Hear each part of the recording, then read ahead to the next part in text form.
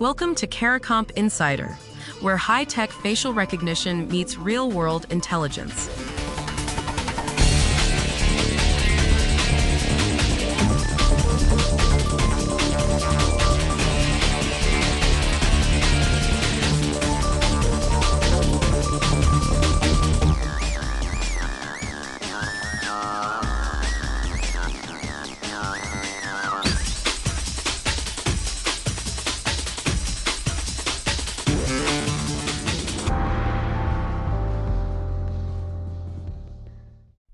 A robot read your resume. It decided you weren't worth a human's time.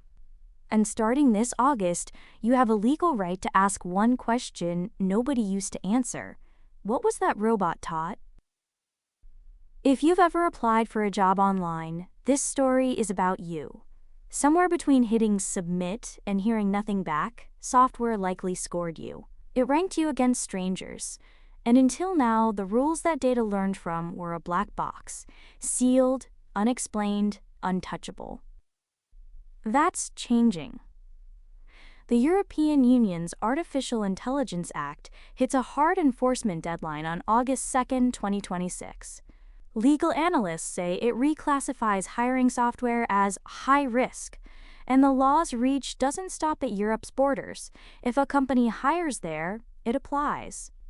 So the driving question, what happens when the machine judging you finally has to show its homework? Start with the part most people get wrong. For years, the AI judging your application wasn't really the problem. The data it learned from was. Under the new law, that training data gets treated like evidence. According to the EU's own text, Article 10, companies must examine the data they're hiring AI learned from for bias. Not should, must. They have to check whether it discriminates, whether it harms people's basic rights. For years, vendors sold bias mitigation as a feature, a marketing checkbox. Now it's a legal obligation with a paper trail. The law also splits the blame two ways. There's the developer, the company that builds the software and trains the algorithm. And there's the deployer, the employer who actually uses it to screen you. Both carry responsibility now, so the boss can't just shrug and blame the vendor. And the vendor can't hide behind the boss. If you got rejected, that means two parties, not zero, are now accountable for how.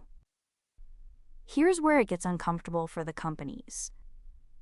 Surveys cited in the reporting found fewer than 1 in 5 firms have even sorted out which of their hiring tools count as high risk. Fewer than 1 in 5. And the weakest areas? Bias testing and documentation. The exact things the law now demands. The deadline's months away, and most of the room isn't ready. There's a useful comparison here. Remember when privacy law made consent legally enforceable?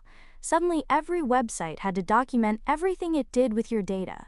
Experts say training data in hiring is having that same moment. The question shifts from, was the decision fair?